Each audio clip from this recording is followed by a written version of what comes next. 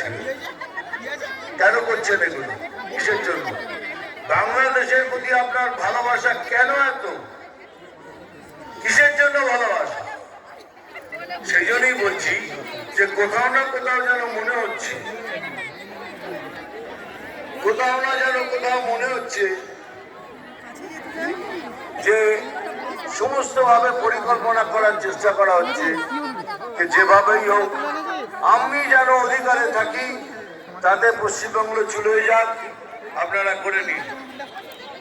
কিন্তু হবে না, এটা হতে পারে না।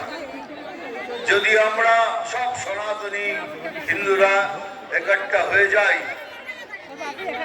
আর আমার মতো লোকের শরীরে যদি এক ফোঁটাও খুন বেঁচে থাকে तो कोई माए का लाल ये नहीं कर सकता।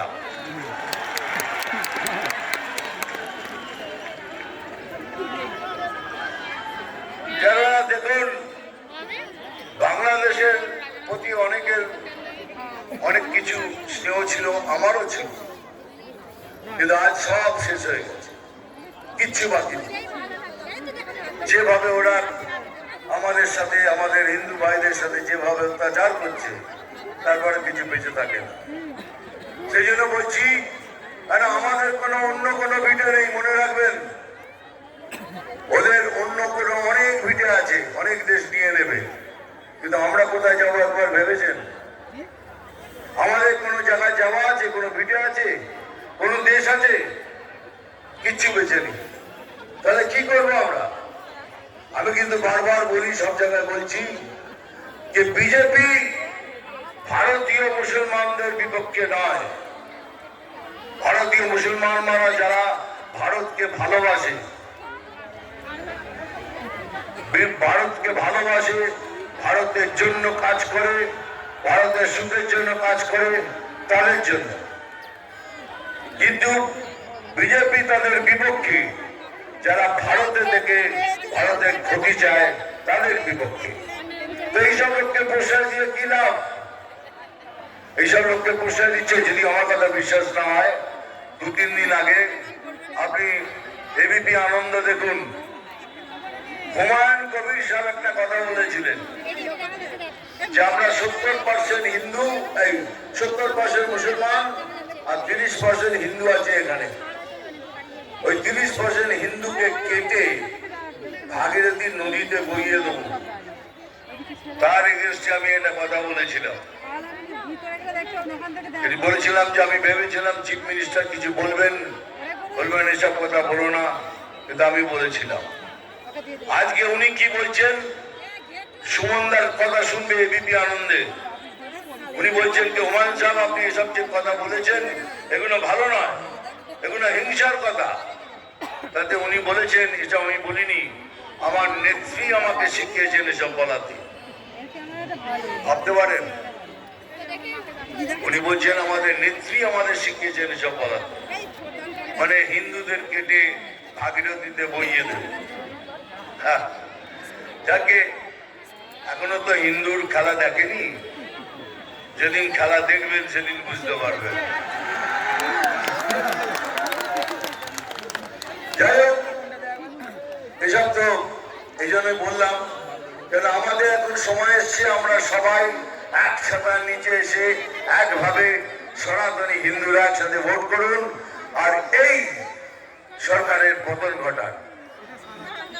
কাশ্মীর ফাইল তো দেখেছেন, কাশ্মীর ফাইলসে দেখেছেন যে ওখানকার হিন্দুদের, কাশ্মীরি হিন্দু ব্রাহ্মণদের মেরে তাড়িয়ে দেওয়া হয়েছে।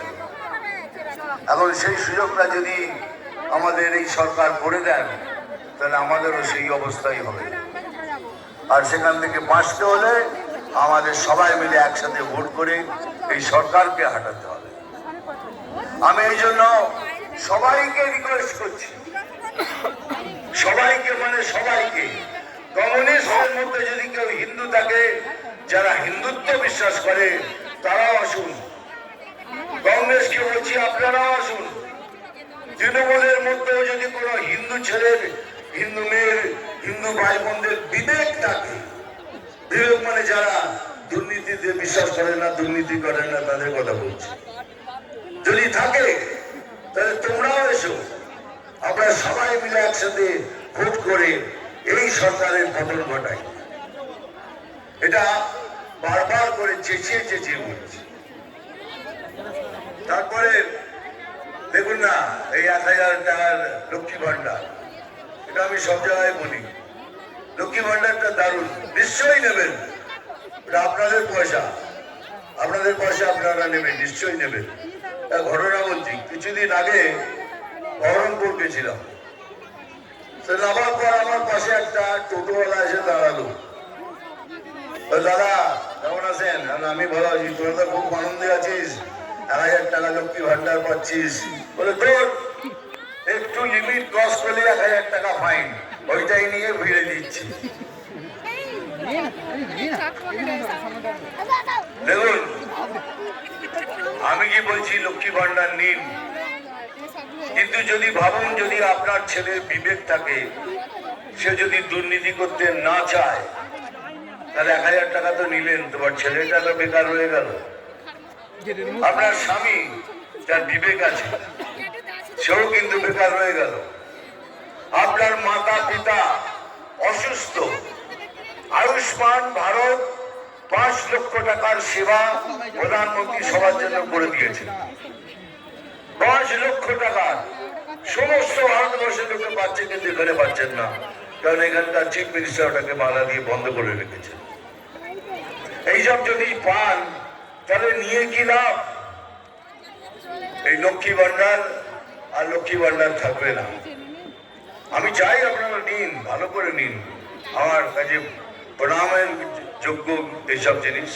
কিন্তু এইগুলো আপনার ছেলে, আপনার স্বামী, আপনার ঘরের শ্বশুর শাশুড়ি, বাবা মা কি নিয়ে বেঁচে থাকবে বলতে পারেন? কিচ্ছু নেই।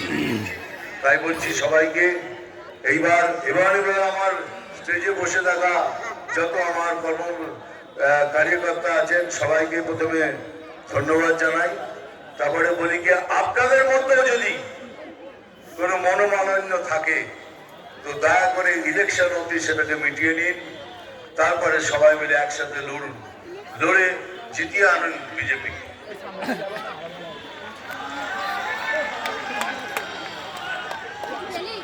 এই জন্যই বলছি যে সবাই মিলে এইবার সুযোগ এসছে। আমি যেমন গর্ব করে বলি যে আমি সনাতনী, हम सनातनी हैं। আপনারাও বলবেন, हम गर्व से फख्र से बोलते हैं हम सनातनी हैं। কিন্তু সনাতনী হিন্দুরা কোনোদিন বাজে কাজ করে না, তারা বাজে কাজ, দুর্নীতিমূলক কাজ তারা করেন। এই জন্য বিজেপিতে আপনারা এসব দেখতে পাবেন। কিন্তু আপনাকে দয়া করে রিকোয়েস্ট করছি সবাইকে, আমার ভাই বোন বন্ধু যারা আছে তাদের এবার সুযোগ এসছে, এক ছাতার নিচে এসে সবাই মিলে ভোট করে বিজেপিকে জয়ী করুন আর এই সরকারের পতন ঘটান। তবে এটা নিশ্চিত, এবারে সরকারের পতন হবে হবে হবে।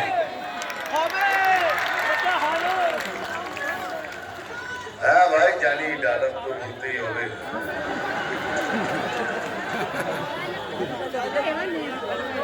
মিথুন দাস জিন্দাবাদ বলে বলে চলে যাই, হবে তো? হবে না? না, একদিন হয় ডায়লগ নাই বললাম, হবে না? চলবে না? আমি যদি ডায়লগ না বলি চলবে?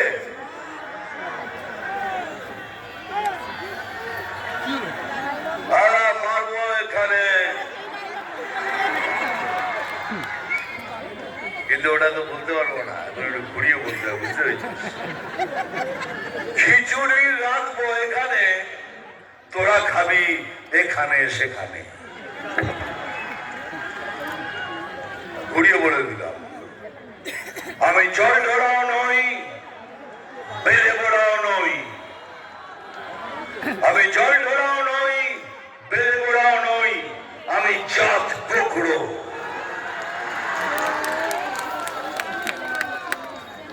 শুধু কলা আর দুধ খাই।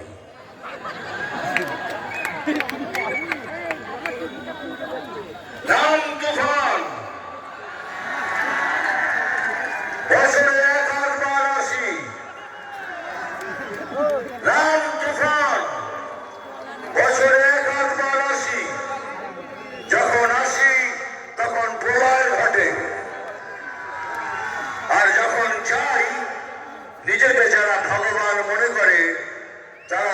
অস্তিত্ব খুঁজে বেড়ায়। ভালো থাকবেন। জয় হিন্দ, বন্দে মাতরম।